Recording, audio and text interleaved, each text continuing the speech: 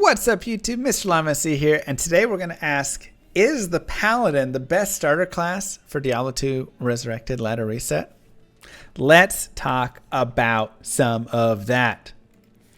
Now, I'm sure some of you are like, yeah, and some of you are like, no, and that's okay, because we're here to discuss it. The first thing is big damage as level progresses. So starting out, the Paladin's not amazingly strong, right? It's like, okay, you've got, some fun little auras with Might and Holy Fire, and you've got Smite, which can be nice, but early on, it's like not doing a lot, right? And Sacrifice is like whatever, and even Zeal Charge, all of these things are like okay early on. But as you start to level the character up, as you start to get a lot of levels into Holy Fire, into these right here, they can become more deadly. Once you hit 30 and you can get Conviction or you can get Fanaticism, once you can get a little bit of gear, once you can get hammers going, which obviously the Hammerden being probably the best Paladin build, or you can get a really nice shield going with Smite and you get Holy Shield kind of rocking as well. Then these characters really start to pick up steam. And like I say, the higher level you get with these characters and the more you add on, even basic gear like a couple of spirits, the stronger that they get. And their damage, being physical damage or magic damage, just doesn't run into a lot of immunities. And so you're really able to crush a lot of stuff. So once you can start pounding a few dudes, you're really in a good spot. Additionally, super helpful in Chaos/Bale runs.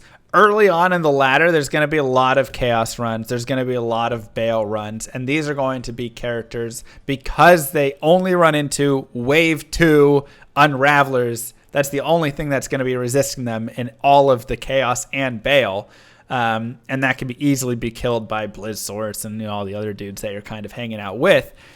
Everybody's doing these runs, and they're looking for ways to kill them quickly, and these characters are that way. If you get a few Hammerdens in a run, and they're all running around casting their hammers, you're going to be murdering those runs, murdering the Bale waves as they come out, because all the hammers are already spinning there, and everything really just picks up speed because you have the Hammerden.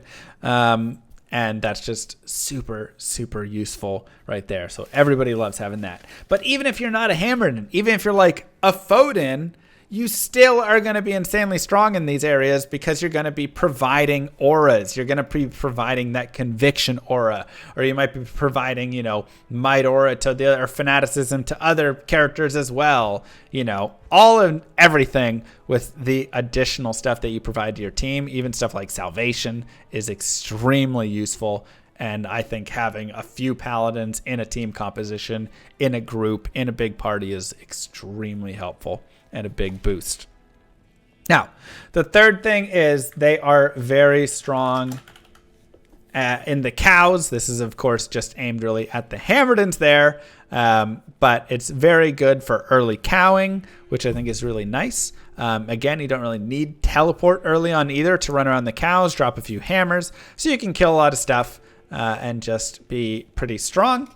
And good to find some of those runes and bases and things that you really want early on, which can be super nice.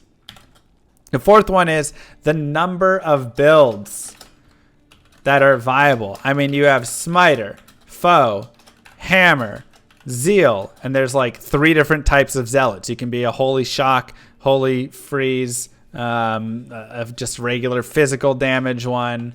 It's like, there's so many different ways that you can run these characters, and it really opens up a lot of stuff that's super fun. Not every build is going to be perfectly amazing for the early stages of D2 Ladder Reset, but there's enough Smiter for going for Ubers, Hammerdens for going for, just killing all sorts of stuff, and being helpful in parties and things. Foe for having Conviction to really help out the rest of your party. All of that, right? Tons of builds. That's going to be super fun for everybody right there. And then the last one that I was going to put, which I already talked about, is Uber Killer.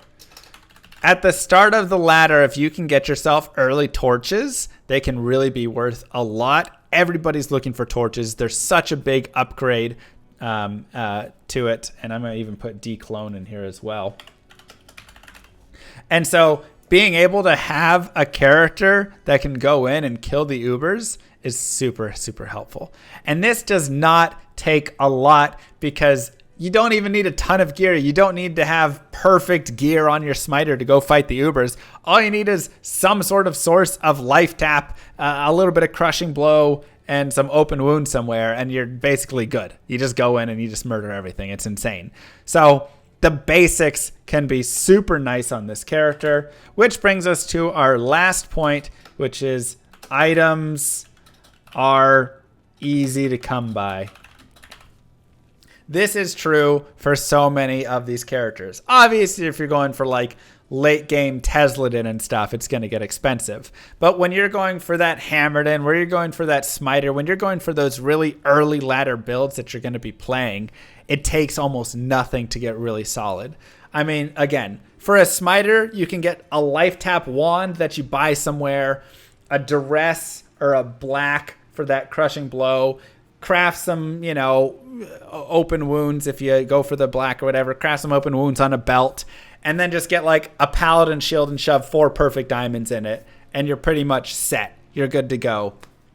If you're on the Hammerden, you can get a spirit sword and a spirit shield in a, you know, high res Paladin base that you find. Maybe find some Mage Fist or Trang's gloves, like day one easy things, and these characters are already able to clear all content, already super strong.